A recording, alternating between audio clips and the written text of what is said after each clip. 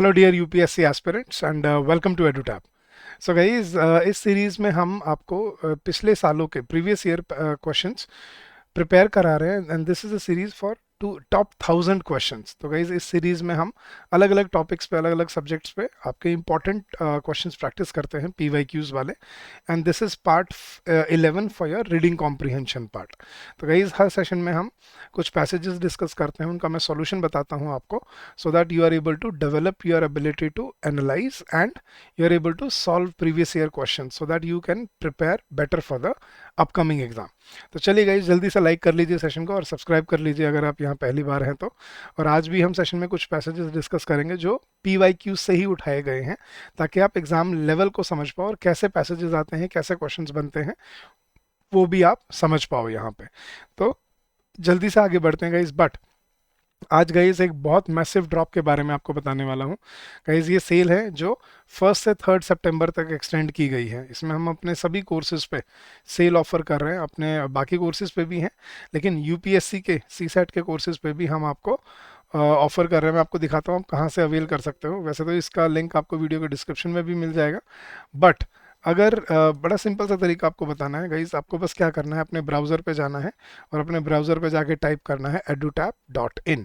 आप जैसे ये edutap.in सर्च करेंगे आप हमारे लैंडिंग पेज पे आ जाएंगे और ये रहे हमारे सारे कोर्सेज। इसमें नीचे दिखेगा आपको सीसैट कोर्सेज, इस पर क्लिक कीजिए और ये रहा आपका यूपीएससी सीसैट मास्टर कोर्स। इस पे अभी हम फ्लैट 70% डिस्काउंट ऑफर कर रहे हैं and the coupon code is CSAT70। Guys इस कोर्स में आपको सारी लाइव क्लासेस मिलेंगी, कॉन्सेप्ट क्लासेस मिलेंगी, कॉन्सेप्ट नोट्स मिलेंगे, मॉक टेस्ट मिलेंगे, प्रैक्टिस क्वेश्चंस मिलेंगे, प्रीवियस ईयर क्वेश्चंस मिलेंगे और आपको अपने मेंटरशिप और गाइडेंस प्रोग्राम मिलेगा। और इस कोर्स की वैलिडिटी एटलीस्ट 12 महीने है, तो आप अगले साल पेपर के बाद तक इसको यूज़ कर पाओगे अपने खुद की चॉइस के हिसाब से। So you can apply flat 70% of on this course. और अगर आपको डेमो लेसन्स लेने गए तो ये बिल्कुल फ्लैट ₹0 में है। आप जाके अपना पहले डेमो लेसन्स लीजिए, समझिए कि कैसे आपको लेक्चर्स दिए जाते हैं। नहीं तो डेमो लेसन्स आपको यहाँ नीचे भी मिल जाएंगे। ये रहे आपके इंग्लिश के, रीजनिंग के, क्वांट्स के demo lessons. You can also watch demo lessons and then decide if you want to enrol yourself in this batch. ठीक है, तो मेरे कहने पे मत जाइए, अपना खुद का डिसीजन डिफाइन कीजिए। चलिए guys, so this will help you to make your journey productive and prosperous for you. तो शुरू करते हैं गाइस। हमने कुछ पैसेजेस डिस्कस करने हैं आज और उनमें उनको कैसे सॉल्व किया जाता है वो मैं एक्सप्लेन करूंगा। तो गाइस सबसे पहले आपको क्या करना होता है, आपको क्वेश्चन में ये देखना होता है क्वेश्चन की डिमांड क्या है। जैसे उसने पहले पैसेज में 3 अजम्पशंस दिए हैं और हमसे पूछा है कि कौन सा अजम्पशन वैलिड है या इनवैलिड है। तो हमें पढ़ के समझ आएगा अजम्पशन क्या होते हैं guys, something that can be assume to be true on the basis of the passage. तो पढ़ते हैं guys. Access to schooling for those coming of school age is close to universal. कि भाई जो बच्चे स्कूल में पढ़ रहे हैं उनकी जो एज है वो लगभग यूनिवर्सल हो चुकी है, मतलब सभी को 16 साल की उम्र तक एजुकेशन कंपलसरी है। तो access to schooling for those coming of school age is close to universal, but access to quality exhibits a sharp gradient with socio economic status. लेकिन जो क्वालिटी एजुकेशन की जो एक्सेस है, मतलब लोगों को अच्छी एजुकेशन मिले, सिर्फ एजुकेशन नहीं, अच्छी एजुकेशन जिनको मिलती है उसमें बड़ा गिरावट देखी जाती है जैसे जैसे आप सोशियो इकोनॉमिक स्टेटस के साथ बढ़ते हो। तो जहाँ पे गरीबी है, जहाँ पे सोशल स्टेटस लो है, वहाँ पे एजुकेशन की क्वालिटी भी अच्छी नहीं है। जहाँ पे थोड़ा इकोनॉमिक ग्रोथ है, सोसाइटी थोड़ा हाई सोसाइटी है, वहाँ पे आपको क्वालिटी एजुकेशन देखने को मिलती है, ये कह रहा है वो। Quotas for the weaker sections in private schools is a provision introduced by right of children to free and compulsory education act 2009 के प्राइवेट स्कूल्स में वीकर सेक्शंस के लिए कोटा 2009 में ही प्रोवाइड किया जा चुका है इन Right to Children to Free and Compulsory Education Act 2009. The quotas have imposed a debate on issues of social integration and equity in education that private actors had escaped by and large. तो उसने इसमें एक debate खड़ी हो गई है कि इससे क्या होता है, सोशल इंटीग्रेशन होती है, मतलब अमीरों के साथ गरीब बच्चे भी पढ़ते हैं और एजुकेशन में इक्विटी मिलती है जो प्राइवेट सेक्टर्स पहले नहीं करते थे। The idea of egalitarian education system with equality of opportunity as its primary goal appears to be outside the space that private school principals inhabit. Private school principal सिर्फ अपने मतलब जिसको सोशल स्ट्रक्चर है उसी सोसाइटी से ही बच्चों को पढ़ाना चाहते हैं। इगलिटेरियन एजुकेशन सिस्टम प्रोवाइड कराना उनको समझ नहीं आता कि गरीब बच्चों को भी पढ़ाई, एक क्वालिटी एजुकेशन मिलनी चाहिए, ये प्राइवेट स्कूल्स के प्रिंसिपल्स को नहीं समझ आती ये चीज़। Therefore the imposition of quotas has led to resistance, sometimes justified. क्या इसकी वजह से क्या होता है, जो कोटा है इसमें रेजिस्टेंस मतलब लड़ाई देखने को मिलती है, और समटाइम्स वो जस्टिफाइड भी होती है कि भाई क्यों गरीबों को क्वालिटी एजुकेशन ना मिले, क्यों सोशल इकोनॉमिक बैरियर खड़ा हो रखा है। तो उसने क्या अजम्पशन दिए हैं वो पढ़ते हैं guys. Making equality of opportunity is a reality in the making equality of opportunity a reality is the fundamental goal of the Indian education system। क्या इक्वालिटी ऑफ अपॉर्चुनिटी एक रियलिटी है? नहीं, वो तो उल्टा कह रहे हैं यहाँ पे। अपने तो यहाँ रिजर्वेशन होने के बाद भी स्कूल्स को मतलब बच्चों को सही इक्वल अपॉर्चुनिटी नहीं मिलती। This is incorrect. The present Indian school system is unable to provide egalitarian education. Okay, abolition of private schools and establishment of more government schools is the only way। ये देखो ये extreme बन जाता है guys यहाँ पे option, this can be eliminated। तो I think the only assumption that can be that can stand true is the present Indian school system is unable to provide egalitarian education। That's true। तो only assumption 2 is valid। this is assumed to be true on the given the context of the passage। तो ऐसे आपको पढ़ के, और fundamental गोल है Indian education system का equal opportunity देना, ये कहाँ लिखा हुआ है? ना तो मेंशन्ड है, ना ही वो रियलिटी में हो पा रहा है, तो it can not be assume to be true. So इसलिए only option assumption 2 was valid here. तो ऐसे पढ़ के आपको कॉम्प्रिहेंशन पैसेजेस को सॉल्व करना पड़ता है, उनको समझना पड़ता है कि क्या रिक्वायरमेंट है क्वेश्चन की और किस बेसिस पे हमें आंसर करना होता है। ठीक है, चलिए आगे बढ़ते हैं। सेकंड पैसेज देखते हैं। अब उसने पूछा है what is the most logical, rational and crucial message conveyed by the above passage. क्या मैसेज दिया जा रहा है बाय द अबव पैसेज? तो पढ़ते हैं। A majority of the TB infected in India are poor and lack sufficient nutrition. के जितने भी टीबी ट्यूबरकुलोसिस से इन्फेक्टेड लोग हैं, they are poor and they lack sufficient nutrition, suitable housing and have little understanding of prevention। कि जितने लोगों को टीबी होता है इंडिया में, उनमें से ज़्यादातर लोग गरीब होते हैं, न्यूट्रिशन खाना अच्छा नहीं मिलता उनको, अच्छी घर की फैसिलिटीज़ नहीं होती, और उनको प्रिवेंशन के बारे में ज़्यादा कुछ नहीं पता होता। इंडिया की बात कर रहा है वो। TB then devastates families, makes the poor poorer, particularly affects women and children and leads to ostracization of and loss of employment। कि उससे क्या होता है, टीबी होने के बाद जो परिवार हैं जिनमें टीबी होता है वो और गरीब हो जाते हैं, और ज़्यादातर ये बच्चों और औरतों को इफेक्ट करता है।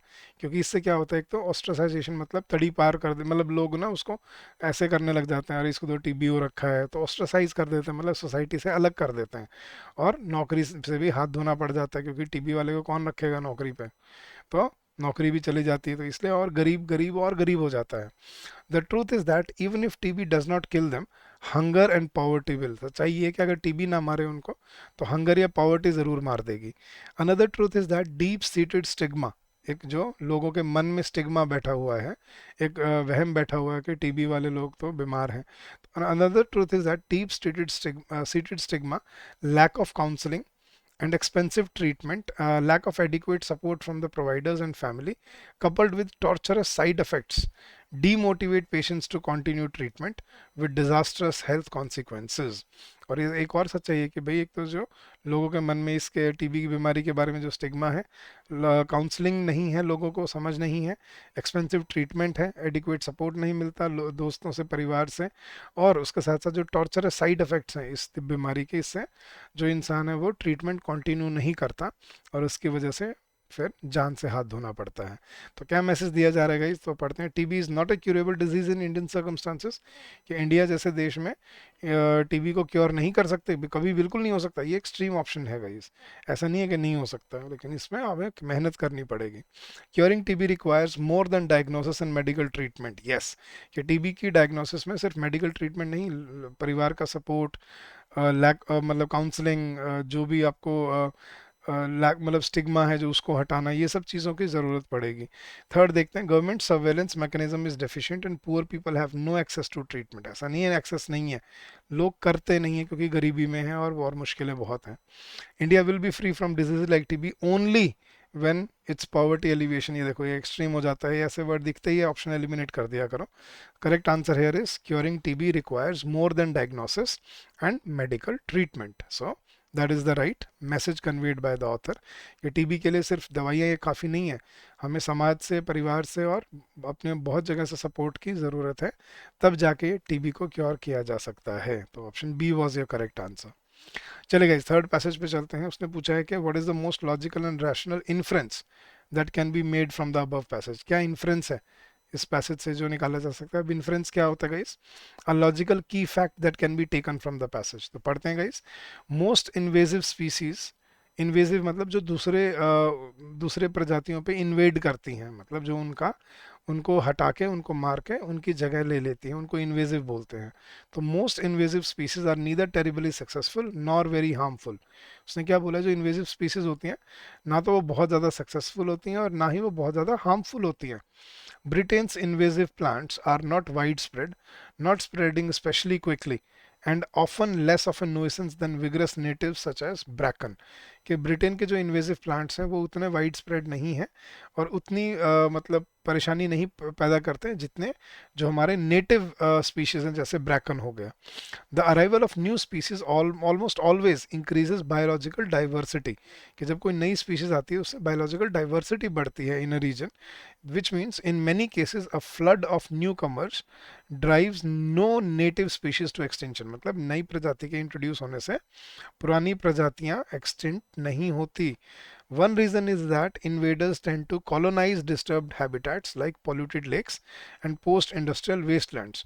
वन रीज़न, एक रीज़न क्या है कि जो इन्वेडिंग स्पीशीज़ हैं वो डिस्टर्ब्ड हैबिटेट्स को कॉलोनाइज करते हैं जहाँ पे कुछ नहीं होता, जैसे पॉल्यूटेड लेक्स है या पोस्ट इंडस्ट्रियल वेस्टलैंड है। ऐसी जगह पे इन्वेसिव स्पीशीज़ का इंट्रोडक्शन या उनका आना होता है with little else, where little else lives.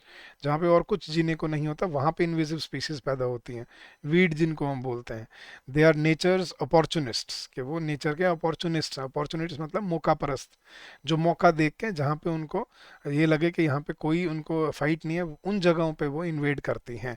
तो वो क्या कहना चाह रहे हैं? Invasive species are not very harmful to native species, they do not push them to the brink of extension. तो क्या इन्फ्लुएंसेस पढ़ते हैं option guys.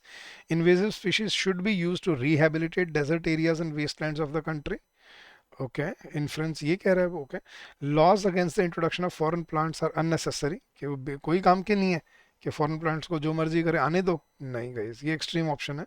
Sometimes the campaigns against foreign plants are pointless, कि कभी ऐसा होता है कि फॉरेन प्लांट्स के अगेंस्ट जो कंप्लेंट्स हैं वो पॉइंटलेस होती हैं। And foreign plant should be use to increase the biodiversity of a country. Yes, ये मुझे लग रहा है कि फॉरेन प्लांट्स को जब उसने बताया कि वो इतनी खतरनाक नहीं होती तो उसको यूज करना चाहिए हमें बायोडाइवर्सिटी के लिए। So option D is your correct answer. Foreign plant should be use to increase the biodiversity of a country, that is the influence. वो यही बता रहा है कि फॉरेन प्लांट्स इतने नुकसानदायक नहीं होते जितना हम सोचते हैं उनको। ठीक है, चलेगा। इस नेक्स्ट पैसेज पे चलते हैं। The passage seems to argue, passage क्या आर्ग्यू कर रहा है हमें ये बताना है। तो पढ़ते हैं एक बार और फिर देखते हैं कि पैसेज में क्या आर्ग्यूमेंट दिया हुआ है। The interests of working and poor people have historically been neglected in the planning of our cities। के वर्किंग लोगों के और गरीब लोगों के जो इंटरेस्ट हैं वो हमारी सिटी प्लानिंग में नहीं इंक्लूड किए जाते, नेग्लेक्ट किया जाता है। So the interests of working and poor people have historically been neglected in the planning of our cities. Our cities are increasingly intolerant, unsafe and unlivable places for large number of citizens, and yet we continue to plan via old ways। कि हमारी जो cities हैं वो unsafe हैं, अनलिवेबल हैं और intolerant है for large number of citizens, और लेकिन फिर भी हम वही पुराने तरह से अपनी सिटीज़ को प्लान करते रहते हैं। द स्टैटिक डेवलपमेंट प्लान जिसको हम बोल रहे हैं, that draws exclusively from technical expertise, distance from people's live experiences and needs. जो सिर्फ टेक्निकल एक्सपर्टीज पे बेस्ड होते हैं, जो लोगों के एक्सपीरियंसेस और नीड्स को नहीं समझते। Actively excluding large number of people, places, activities and practices that are an integral part of the city. तो डेवलपमेंट प्लान जो हमारी प्लानिंग है सिटीज़ की वो बहुत पुअर है। It does not consider necessary factors that should come in to play while planning a city. तो ये कह रहा है वो पुराने तरीके से प्लान हो रही है अभी भी। तो the passage seems to argue against the monopoly of builders and interest of elite groups, against the need for global and smart cities, against तो नहीं है, ये तो सपोर्ट में है। In favour of planning cities mainly for working class and poor people, या in favour of participation of peoples groups in city planning. देखो monopoly के खिलाफ नहीं है कि इलीट ग्रुप्स या बिल्डर्स की मोनोपोली। जो सिटी प्लानिंग होती है, प्लानिंग तो गवर्नमेंट करती है ना यार, तो बिल्डर्स थोड़ी कर रहे हैं, वो तो गवर्नमेंट, सिटी तो प्लान गवर्नमेंट करती है। फिर आगे है in favour of planning cities mainly for working class and poor people, कि ये फेवर करता है कि सिर्फ मतलब वर्किंग क्लास और पुअर पीपल के लिए शहरों को प्लान किया जाए, या फिर वो ये कहना चाह रहा है कि लोगों का पार्टिसिपेशन बहुत ज़रूरी है इन सिटी प्लानिंग में, ताकि उनकी नीड्स को समझा जा सके, उनकी रिक्वायरमेंट्स को समझा जा सके, और उस हिसाब से आपकी सिटी को डेवलप और प्लान किया जाए। तो I think the passage seems to argue in favour of participation of peoples groups. उसने दिया भी हुआ है लास्ट लाइन में, it actively excludes large number of people, places and activities which are an integral part of the city, so they should include them, so they should participate in city planning, ये कहना चाह रहा है वो इस passage में। तो according to me option D is the correct answer. तो गाइज ये सीरीज में हम आपको ऐसे ही प्रैक्टिस पैसेजेस मतलब पैसेजेस प्रैक्टिस कराते रहेंगे।